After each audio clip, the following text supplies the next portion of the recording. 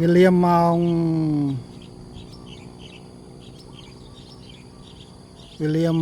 6 កន្លះចាក់ចេញពីផ្លូវរំជែក3អាស្រមបុត្រសវង្ស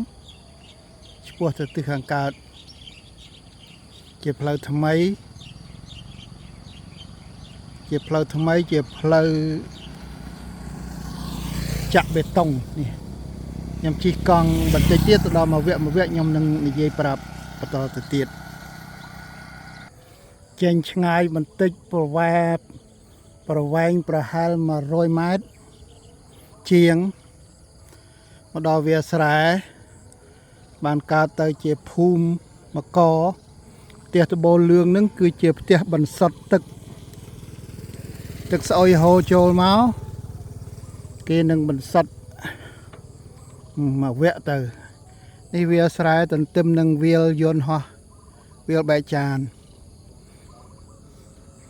តែកើតត្រង់ទៀត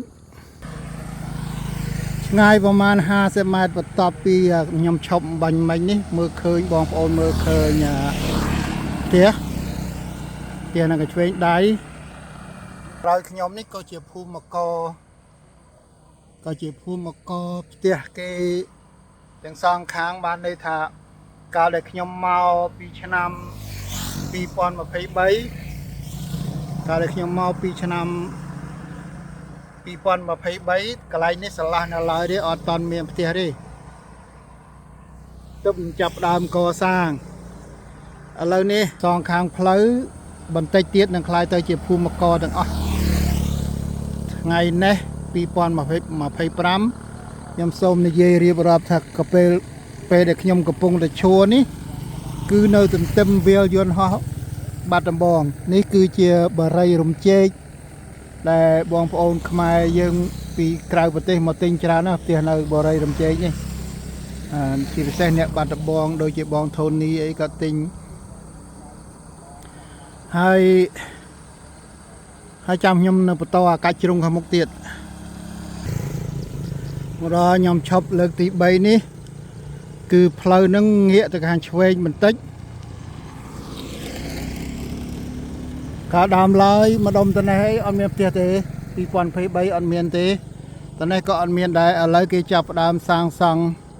ព្រោះដីស្រែរបស់គេបានលក់សម្រាប់អ្នកមានលុយហើយអ្នកមានលុយគេដឹងពីផែនការរបស់រាជរដ្ឋាភិបាលប្លង់របស់ខេត្តបាត់ដំបងក្រុងបាត់ដំបងអ្នកមានលុយគេទិញហើយ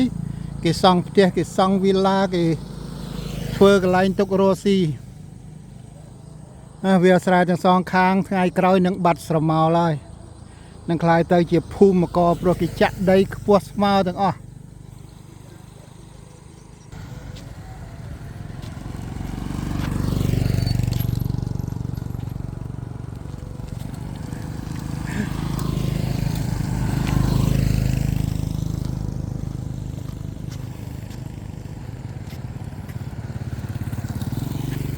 សូមជម្រាបថានេះជាផ្លូវត្រឡែងកែងបែកជា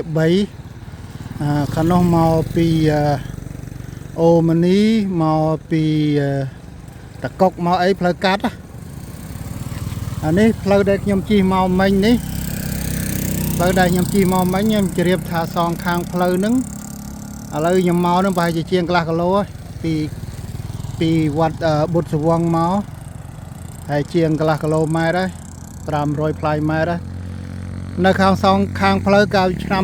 2023មិនមានទេមិនមានផ្ទះទេគឺផ្លូវហ្នឹងទើបសង់ហើយផ្លូវបេតុងហ្នឹងណាស្រុកខ្មែររាល់ថ្ងៃគេនិយមហើយផ្លូវចាក់ស៊ីម៉ង់នេះគេផ្លូវបេតុងហើយផ្លូវនេះវាស្រួលណាស់ឥឡូវវាចេញចូលហើយវាលះសងខាងផ្លូវកូនដូងចាប់ផ្ដើមដុះបន្តហើយមានដូងផ្អែមដូងតកែដូងអីហ្នឹងគេដាំព្រោះកំពុងត្រូវប៉ាន់ណាដូងសពថ្ងៃនៅទីជនបទ12005ស្មើនឹងជាង50សេនតែបើដល់កន្លែងមកមានញឹក$1ដូងទឹកដូងគេនិយមឥឡូវមានអ្នកបំផុសគំនិតថាឲ្យផឹកទឹកដូងច្បាច់ក្រូចឆ្មាមិនណាធ្វើឲ្យលៀងអ្នករស់ស៊ីគេជាបកើតណា ជួនកាលក៏វាសំប្រកបរបស់គេហើយនេះគឺជាផ្លូវមកពីផ្លូវនេះផ្លូវតឡែងកែងដល់បាត់ស្ដាំនោះទៅដល់លងវិលទៅដល់លងវិលផ្លូវទៅដល់លងវិលផ្លូវទៅដល់លងវិលខ្ញុំជិះថ្ងៃមុនជិះតាមនឹងលខឹកទៅដល់លងវិលចេញទៅកន្លែងព្រៀបសនោះផ្លូវបំបែកចូលផ្សារបាត់ដំបងនេះមកពីដូចខ្ញុំថាមកពីតប៉ុនមកពីស្ទឹងចាស់មកពីអូម៉ានីអ្នកខ្លះគេទៅត្រង់គេទៅអូម៉ានីគេទៅលងវិល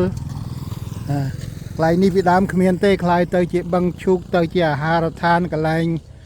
លំហែកាយពេលល្ងាចឡើងបាយទឹកអីគេមកជួបជុំគ្នាកណ្ដាលវាលស្រែកណ្ដាលបឹងហ្នឹងសូមជម្រាបថាអ្វីមិនដូចការគិតសម័យអ្នកមិនដែលបានមកយល់ថាស្រុកខ្មែរអត់រីកចម្រើនណាខុសហើយគេរីកចម្រើនណាស់គ្មានណាជិះកង់ដូចខ្ញុំទេមានតែខ្ញុំឯងជិះកង់លេលើម្នាក់ឯងដើម្បីចង់ដឹងការពិតអំពីជីវិតនៃការរស់នៅបើយើងជិះលឿនជិះឡានអត់បានថតអីទេនេះមុនដំបងបឹងឈូកនេះអត់មានមនុស្សនៅទេបឹងឈូកនេះអ្នកដែលដាំនៅដាំចោលណាឥឡូវមានផ្ទះគេឃើញតង់ឃើញនេះតបតែងមានពើសពើក្រហមហ្នឹងគឺពេលយប់អាណាដើមត្រូវដូចបឹងកប៉ោកពីដើមអញ្ចឹងដូចកន្លែងបនសភឹងបឹងកប៉ោកពីដើមពីសង្គមចាស់អញ្ចឹងកន្លែងនេះឥឡូវណាមានបឹងកប៉ោកបឹងឈូកមើលកាកអំពៅអាអ្នកលក់ទឹកអំពៅក៏បានលុយបាទបានលុយកន្លែងនេះទៅជាតំបន់ទេសចរណ៍ពេលយប់គឺមកឯអុកកន្លែងនេះស្រីញីអូនបងស្កាត់រោគ្នានៅកន្លែងនេះឥឡូវហើយថាអ្នកក្រមានគំនិតគិតឃើញរលុយបាទនេះជាកន្លែងគេមានច្រៀងរំកូនក្មេងយប់ឡើងយកកូនយកចៅមកឪម៉ែផឹកស៊ីទៅកូនឡើងលោតនៅក្នុងអារោងនឹងទៅមានកន្លែងរាប់ក្មេងលេងជុះអាចម្ដង500អាអ្នកធ្វើប្រព័ន្ធបានហ្នឹងរលុយនឹងកគូតបានម្ដង500 10ដង5000មួយ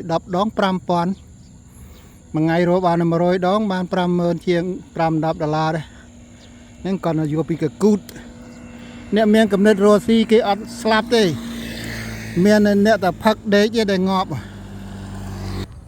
នេះជាផ្លូវបាត់ស្ដាំមកពីអូម៉ានី